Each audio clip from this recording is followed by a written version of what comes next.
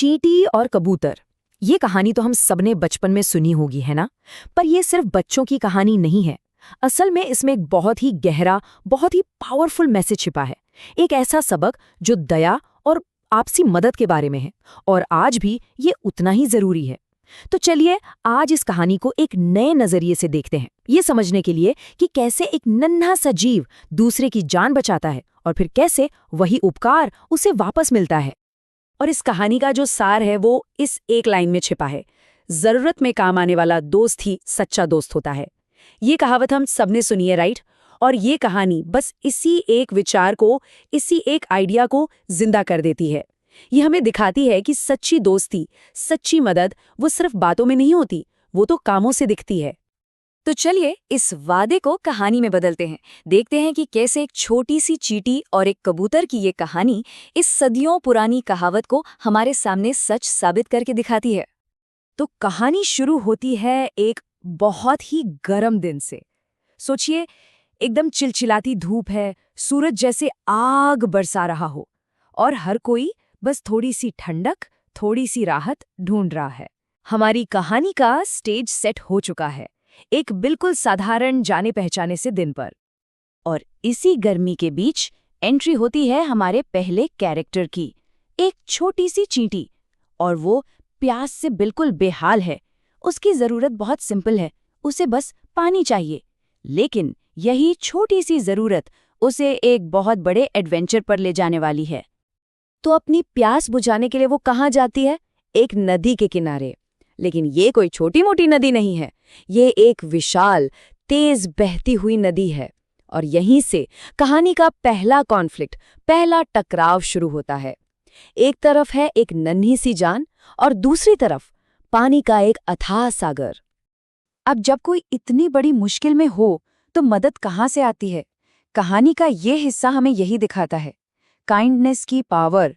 और ये भी कि कैसे एक अनएक्सपेक्टेड हीरो, एक ऐसा हीरो जिसके बारे में किसी ने सोचा भी नहीं था, सामने आता है। तो होता ये है कि पानी पीने की कोशिश में चींटी का पैर फिसल जाता है। वो अपना बैलेंस खो देती है और सीधा नदी में जा गिरती है। और उसकी चीख गूंजती है, बचाओ बचाओ। ये सिर्फ एक पुकार नहीं है, ये एक जानलेवा संकट की शुरुआत है। और तभी वो अनएक्सपेक्टेड हीरो आता है। पास के ही एक पेड़ पर बैठा एक कबूतर चींटी की वो चीख सुन लेता है, और वो एक पल भी नहीं सोचता, झट से एक पत्ता तोड़ता है और उसे पानी में ठीक चींटी के पास गिरा देता है। उस डूबती हुई चींटी के लिए वो पत्ता एक लाइफ रैफ्ट, एक जीवन बचाने वाली नाव बन जाता है। पत्ता धीरे धीरे तैरकर किनारे पहुंचता है और चींटी की जान बच जाती है। सोचिए, ये दया का कितना सहज, कितना नेचुरल एक्ट था। कोई स्वार्थ नहीं, कुछ नहीं, बस मदद करने की एक इच्छा। लेकिन कहानी यहाँ खत्म नहीं होती। असल में ये तो बस शुरुआत थी। समय बीतता है और अब पासा पलटने वाला है। अब बारी है उस कबूतर की जिसे मदद की जरूरत पड़ेगी। और सवाल वही है, क्या कोई उसकी मदद के लिए आगे आएगा? तो कुछ समय बाद सब कुछ फिर से शांत है।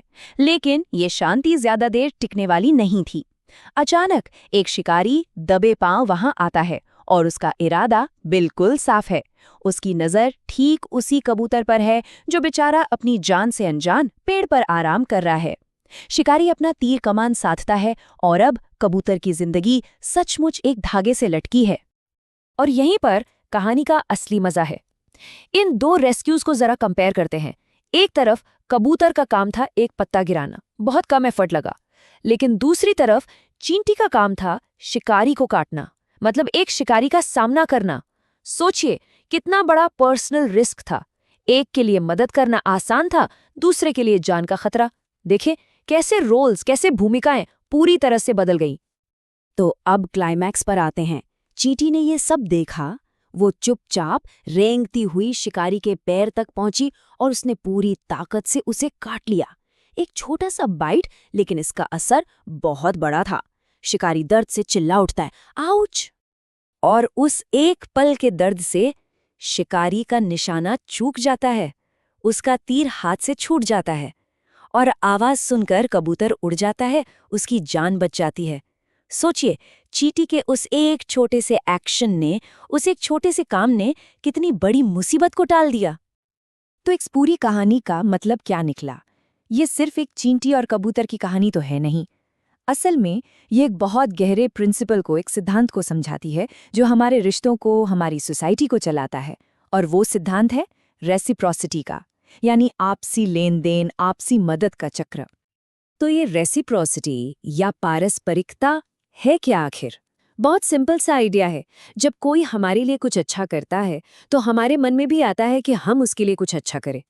ये सिर्फ जैसा करोगे वैसा भरोगे वाली बात नहीं है, ये उससे भी आगे है। ये अच्छे कामों का एक सर्कल बनाने के बारे में है, एक साइकिल। ठीक वैसे ही जैसे चींटी ने कबूतर के उस उपकार का बदला चुकाया। तो इस कहानी से जो कोर लेसन्स हमें मिलते हैं वो क्या हैं?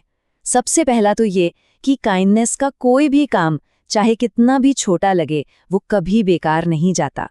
दूसरा कि साइज मैटर नहीं करता। सबसे छोटा इंसान या जीव भी सबसे बड़ा डिफरेंस ला सकता है। और हाँ, मदद अक्सर उन जगहों से आती है जिनके बारे में हम सोचते भी नहीं। और आखिर में वही बात, एक अच्छा काम दूसरे अच्छे काम को जन्म देता है। तो ये कहानी हमें एक बहुत पावरफुल सवाल के साथ छोड़ जाती है। वो कौन सा छोटा सा दयालु काम हो सकता है जो किसी और के पूरे दिन को बदल कर रख दे? शायद वो काम हमारे लिए एक पत्ते गिराने जितना छोटा हो, लेकिन किसी और के लिए वो उसकी दुनिया बचाने के बराबर हो सकता है। इस बारे में जरूर सोचिएगा।